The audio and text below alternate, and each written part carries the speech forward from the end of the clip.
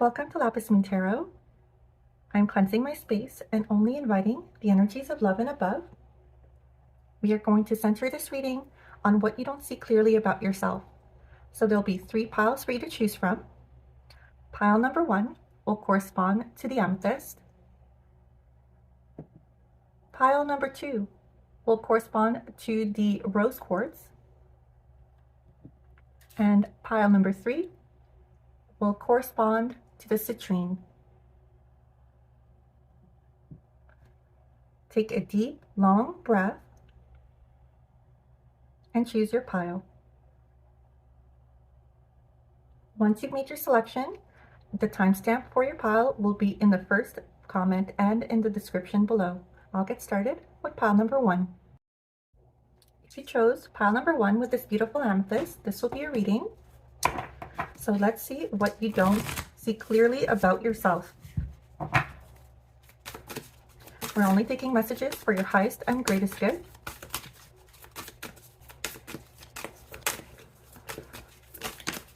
Okay, we have Juno with partnership number 31. That's really lovely actually to come through. So right off the bat, you are someone who thrives in partnership.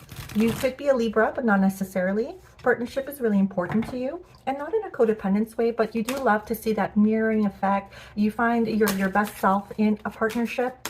You're also a really great partner. So what do we have next? Forgiveness. I acknowledge that harboring resentment blocks the flow of love. And surrender. I can release my need to control. Okay. So I'm going to say that right now, you could be in a difficult situation where you have just come out of a partnership or situationship.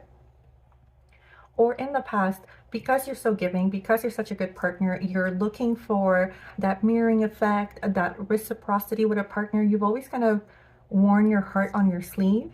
You have been hurt in the past, and it's made you a bit resentful, rightfully so. But it's also taught you some discernment, where you're no longer so ready to give of yourself openly when the other person isn't reciprocal.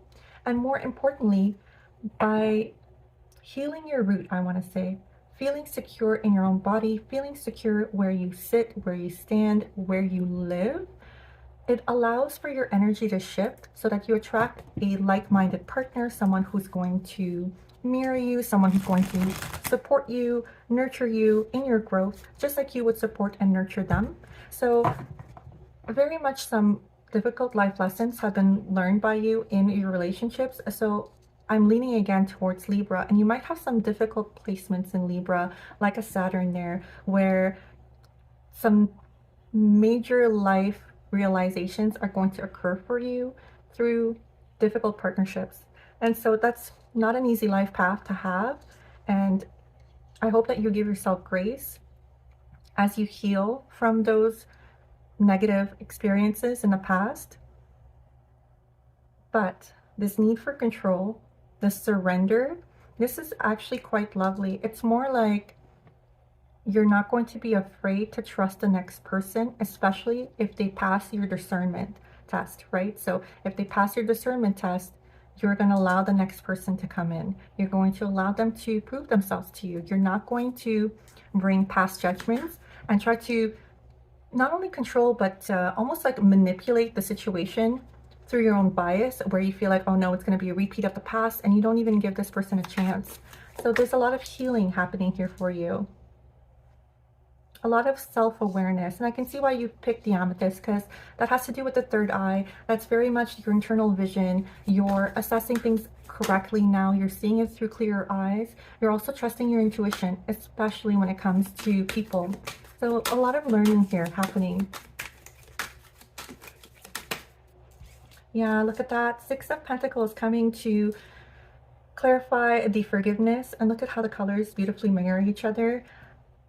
6 of Pentacles is about being reciprocal. It's about giving and taking, giving of an open hand, taking with an open hand.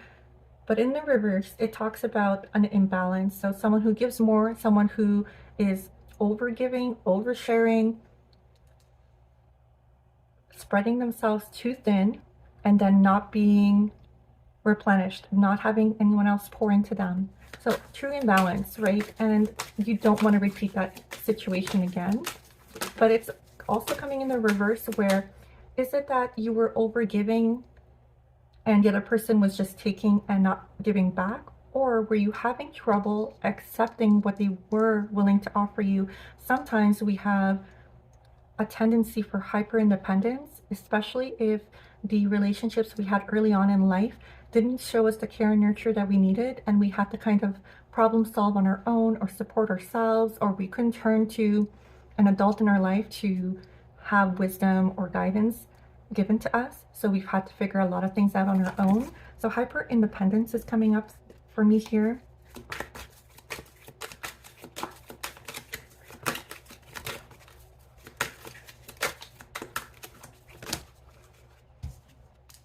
Queen of Swords. You might have gone through a separation or divorce. I want to say that could have been the hard lesson learned here about partnerships, where on the one hand, you learn to see the situation for what it was, see it clearly, and then make a decision that benefited you for your highest good. Because the Queen of Swords is very strategic. She's also very intelligent and very discerning. She doesn't allow her boundaries to be broken, or she doesn't allow her boundaries to be trespassed on, right? So she's got, look, her hand is even up, like, this is my boundary. You can't take of me or manipulate me or subject me to an uneven partnership. And so she's very just, and she's very just with herself first and foremost. And in the traditional tarot, it usually depicts a woman who has been divorced. So some hard life lessons learned in that relationship. Let's look at the last card here. Yeah, look at that, 10 of Wands. Giving up on burdens. Like, this is the end card. This is a 10. It's a completion. And look at all that you have been carrying on your shoulders this whole time. This surrender with the need to control. This is you taking on way more than you should, spreading yourself thin in an attempt to control the outcome. So this could be within a relationship. You're someone who almost takes responsibility for every part of the relationship, so you don't have someone either leave you or make you feel insecure about the relationship. So you try to hold on really tightly. But of course, the more tightly we hold on, the more that thing we're holding on to wants to break free, right? And I think that's a lesson you've learned, that you don't need to carry everything, that it needs to be reciprocal. You have to have a give and take. It has to be an easy flow. And you've learned this lesson, and it's the end of that lesson. It's the end of that chapter. And now you're surrendering to a more easy flow. Like, you understand that a relationship or anything pivotal in your life shouldn't be so hard. Yes, you should have discipline and you should keep your word and you should have integrity, absolutely, but it shouldn't feel hard. It should give you fulfillment. It should give you joy. You should want to pursue a person or pursue a relationship because it makes you feel good, not because you need to be in a relationship or you need someone else's support or approval to understand yourself.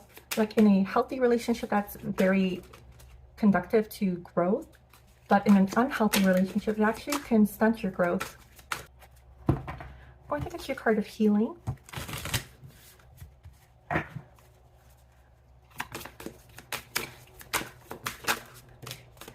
Oh my gosh. This is the equivalent of the Lover's card.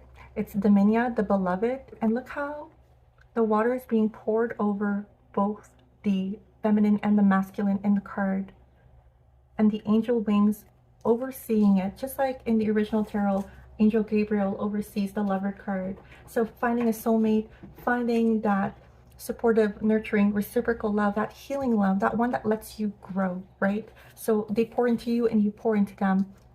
The Pluto coming through here is really interesting. It's almost like death and rebirth. It's transformation. And I feel like with the right partner, because partnership is so important to you, there is a transformation. There's an expansion. There's growth. And it is quite beautiful. So, you know, that's coming through as a very definite message that partnerships are very important to you for your growth. You've learned some hard life lessons, but those lessons are also going to propel you to making better decisions in a partnership. And within a healthy one, there's so much beauty, there's so much growth, so much love. The guidance. Damiana represents the universal principle of the beloved within relationships and within ourselves. The alchemy of polarity is what we're made of, and this integration of opposites is that which births the beloved. The card represents the journey of coming together and reuniting within oneself a lover, friend, family member, or any important person in your life. You are an important period of making choices and establishing healthy boundaries, especially with those you'd like to deepen and expand, or those that you feel the need to shed or distance yourself from.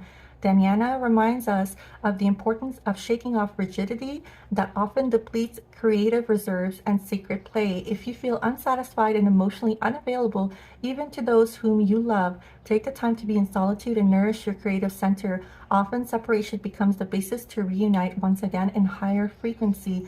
True self-love is the key to lasting relationships with others and most importantly with yourself. That's so beautifully said. I was getting that boundary message very clearly, and the pouring into yourself in order to learn these lessons. And look at that, also the surrender, letting go, that control, that rigidity. Let's get one final message. African Violet spirituality, it's time to connect with what you believe. And look at that, with the beautiful spiritual stone of amethyst. So I would say that the thing that you don't know most about yourself is that you have actually a very deep spiritual reserve. You could also have guides and angels who wish to work with you. So going within, doing that internal work, healing your heart, and establishing a strong spiritual ritual foundation, discipline in your life will absolutely allow you to raise your vibration and attract that partnership that you so desire. I hope that was helpful. I'll see you on my next one. Group number 2, if you chose the rose quartz, this will be your reading. So we're going to delve into what you don't see about yourself. Okay, got one that flipped over here. We've got opposition in the upright with number 53, and then confrontation coming through on the bottom there. So right off the bat, I want to say Aries or Taurus, because you seem like someone that either is very stubborn, like a Taurus, or like an Aries, you like to do things your own way. You like to be a trailblazer and you don't like to hear the word no. And so there's some strengths in opposition. You don't follow the crowd. You like to do things your own way. You're not easily persuaded, and you're not easily dissuaded from something that you believe in. And that friction and tension with people around you that tell you no, it can't be done, is like a motivating factor for you, where you're like, no, let me prove you wrong. I can absolutely do this. But on the other flip side, too much opposition causes risks in relationships, you know, causes loneliness, perhaps even within your friendship circles, within relationships. You feel misunderstood. You don't understand why people can see your point of view. You also don't feel like you need to explain yourself to people. So definitely a trailblazer coming through for me here. Regret. I know that I cannot change the past. So I think that is coming through from what I said before about risks in your relationships because of your nature. And I'm not going to say that it's intentional, but let's just say when you were younger, you might have been someone who was very hot-tempered. Service. I feel good when I can help others. That's actually quite beautiful. Green coming through here with the heart chakra. Rose quartz is a heart chakra crystal. There are two colors for the heart chakra, so pink and green. It could feel like working on your heart chakra would be really important, opening yourself up, making sure that you bring love into the situation. So if someone is telling you, no, you can't do this, or disagreeing with you, instead of jumping to your conclusion that, you know, this person, you're going to have to go to battle for yourself and butt heads with them, seeing it from a different perspective of, are they saying this because they love me? Are they saying this because they care about me? It's not that they're trying to restrict me. They're just trying to watch out for me. They're trying to give me advice, maybe from a place of wisdom. Maybe they've gone through something similar, or it makes them uncomfortable, and they're just trying to voice their feelings to me. And I don't have to look at it as a personal attack on my character or my freedom, my ability to express myself. A lot of healing around the heart and being more heart-centered. Because I see that you're, with the service card, you're a good person. You almost, I feel like you're confused as to why people can't see your good intentions and they just want to argue with you or fight with you. King of Pentacles in the reverse. I was feeling Taurus. Now, Taurus, and like any sign, has its light and shadow aspects. In the shadow aspect, it's like too much stubbornness. It's very rigid. It's very conformed.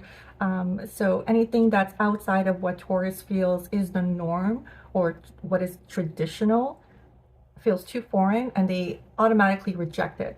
And they have very strong opinions about it. So I feel like you're working through that shadow aspect of Taurus, if that resonates.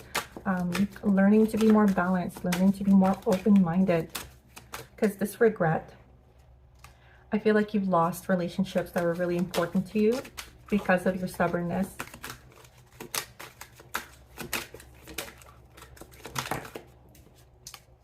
The Hierophant in the reverse.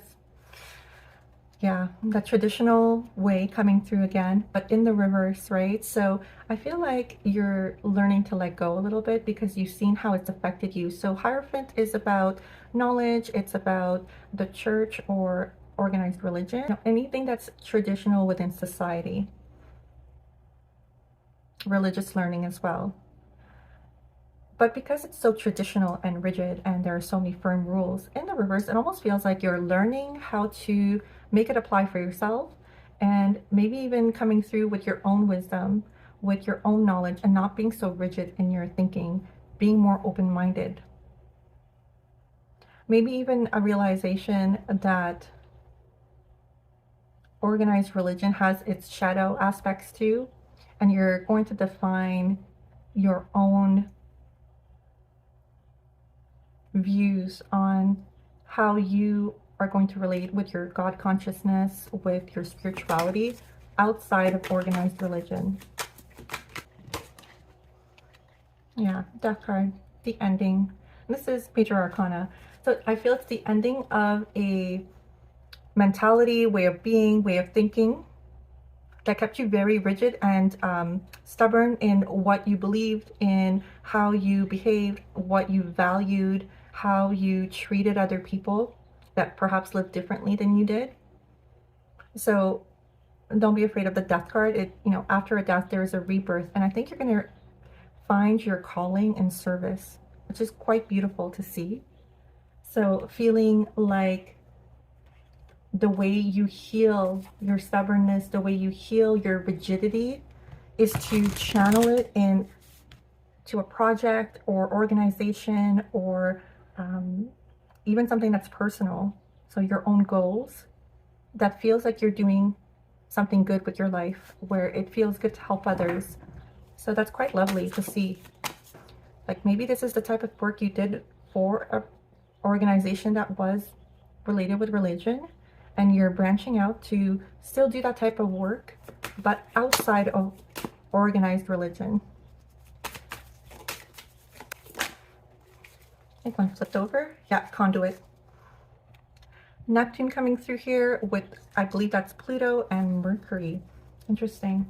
This feels very much like tapping into nature and community and being more spiritually minded through nature, like seeing the power of creation in nature, and that inspires you and that allows you to dig deep and gain wisdom that you want to share and be of service with.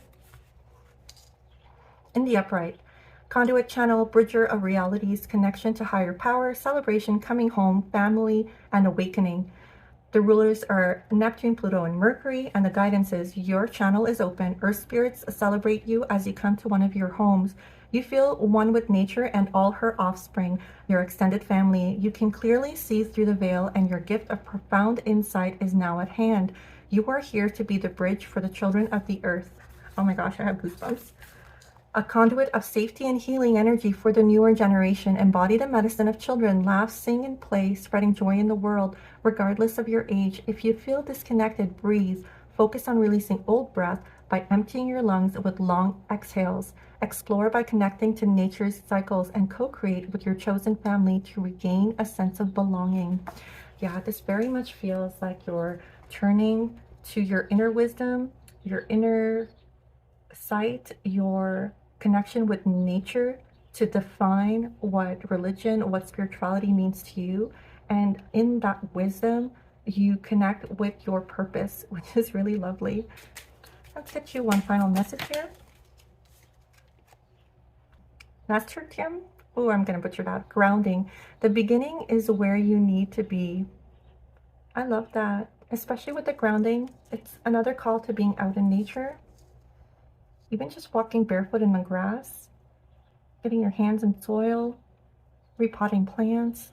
Planting a garden. All of that will be very healing. I hope that was helpful. I'll see you on my next one.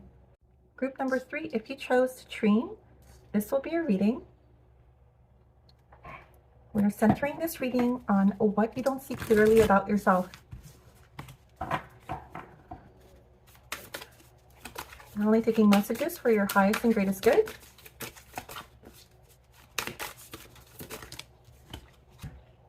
We've got 9th house of exploration.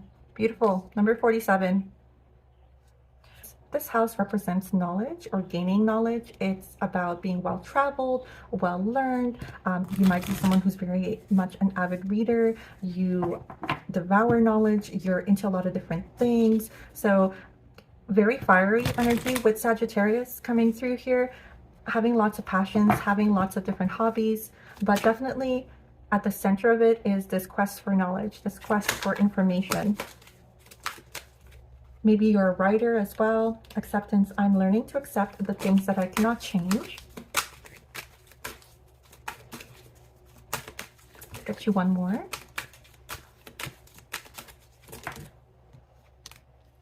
And success. I know that there's no greater goal than to love. Okay. I see. So there's 2 messages coming through here. One, that you were someone who was very disciplined about your education, about what you were going to do. Like you had a 5-year, 10-year, 15-year, 20-year plan, so on and so forth. And something along the way didn't go through the way you had planned. So perhaps you did your schooling and then you started your career and it fell through, or you didn't enjoy what you did, or something interrupted your schooling, your education, your career, and you had to step back and maybe take care of a family member or a partner or something along those lines. Or you got everything you wanted and you feel so unfulfilled. Like what you're doing for a career or what you're studying isn't fulfilling you. It's not what you thought it was going to be. It feels hollow. It could be that you're reassessing your motivation. Like, are you doing this career or are you studying this subject matter because you're passionate about it, you're motivated to learn more, or are you doing it for external acclaim because it's what your parents want you to do, or society expects of you, or what you think society expects of you? So there's a reassessment happening here. And when we feel unfulfilled like that, it's a sign. You have to trust your emotions. We're taught not to trust our emotions. We're taught to only look at logic and information, but emotions are information as well, and very important information, especially when it comes to living in our purpose and living fulfilled, joyful, happy, loving lives, right? So you want to have passion, you want to have love for what you do, you want to perhaps even share it with someone, and you're finding that the path you're on right now, it's not fulfilling you. That might be really a hard realization to make and to accept, because you thought that this was going to be, yeah, look at that, the tower coming out. I had to take a deep breath because I can feel the weight of it on my shoulders. Like you've had the weight of the world on your shoulders, and you just need someone to tell you that it's okay, that these plans fell through, or that you no longer want to do this. You're going to be okay. The tower doesn't crumble down unless the foundation it's on is already shaky. So whatever came crashing down, whatever fell through here for you, whatever realizations you made that make you feel like you don't want to go forward with this life path, they are valid. It's for your highest good. You're not meant to be on this path. If you were, then you wouldn't have a tower moment. So trust that when it's coming crashing down, it is for your benefit. I know it doesn't feel like it when you're in it, so I'm going to leave it there because no one wants to hear platitudes when their life is crashing down around them. The card itself is saying I'm learning to accept. So give yourself grace as you go through this tower moment.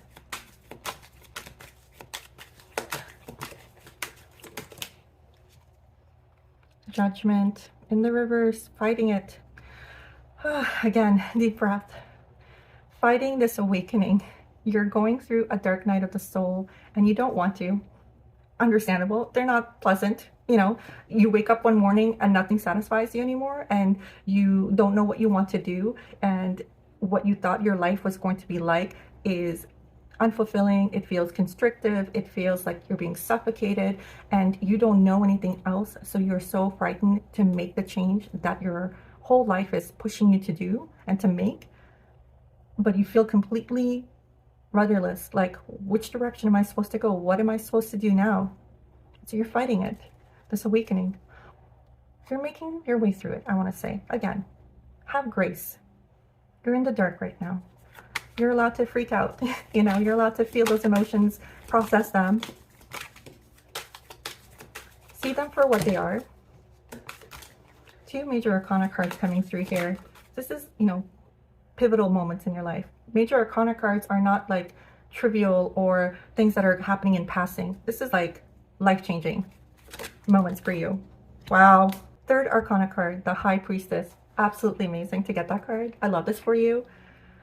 Okay, you've lived your life in logic and reasoning, in living in the masculine. I believe what I see what I believe. Give me the facts, give me the data. And now you're having a spiritual awakening and you're wondering, is there more? You're having intuitive hits. Things are synchronizing. Things are coming apart and crashing down. So I feel like you've chosen this citrine wisely because it has to do with your solar plexus and your confidence. So if you do meditative work to clear that solar plexus, there's a lot of meditations on YouTube that you can listen to even while you're sleeping. You can work with citrine if you feel called to it, but it's very much about building your confidence so that it's not based on external accolades or how many degrees you have or what your position, your title is. It's coming from within, right? Success. I know that there's no greater goal than to love. So you're changing your compass towards love, towards fulfillment, towards joy, instead of accolades, recognition, you know, external motivators. You're going internal. And that's what the High Priestess is highlighting here. To trust your intuition, to trust your spirituality, to trust your feelings. This is feminine energy coming through for you. When you've been someone who's been operating in your masculine for a very long time. So I can imagine how it feels like your world's coming down, crashing down around you. Now that you're trying to make sense of these feelings, of these intuitive hits. We've got the Weaver with lavender, number 20. Mercury coming through, communication. Look at that. Angels. And very maternal, very feminine energy coming through again on the spider. This is totally your feminine energy trying to break free, trying to balance you out, telling you, almost screaming at you to pay attention to your feminine energy as well. You've been ignoring it for too long. So much communication is coming towards you from your angels, your guides, your inner knowing. There is a balancing required here. Let's see what the guidance says.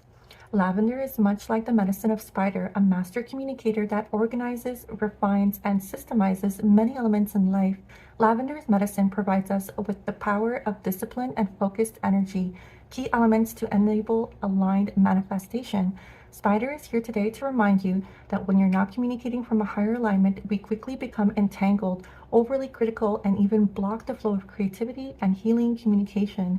Connect to the energy of the spiral to journey deep into your shadows and allow this organizing system to facilitate higher alignment to your foundation when needed. Use the gifts of communication such as music, poetry, art, and dance to nurture creativity as you weave your life. Yeah, so definitely feminine energy coming through, creativity, insight, that intuitive intellect, trusting your emotions, letting them flow out. I feel like you're very confined, very stuck in just being extremely on your masculine. And we all have feminine and masculine energy within us. So it will inevitably come up in your life in some way or shape or form when you're out of balance like this. So if there is some creative endeavor that you have in mind, tap into that solar plexus, express it in the world, take up space, use your confidence, use your voice, use your artistic endeavors to balance out your feminine energy, to even express it in the world. Last message, Bluebell gratitude. Be thankful for what is good now. Yeah, that's something to focus on, especially when going through a spiritual awakening, a tower moment, judgment coming through. There's a lot of big changes happening for you. So focus on the good that you see in front of you and focus on the good that you can do in front of you, like little things to get you through the day, to get you by, to help you notice how things are synchronizing, how things are aligning, how you're noticing more, how you're going within more. I hope this was helpful. I'll see you on my next one.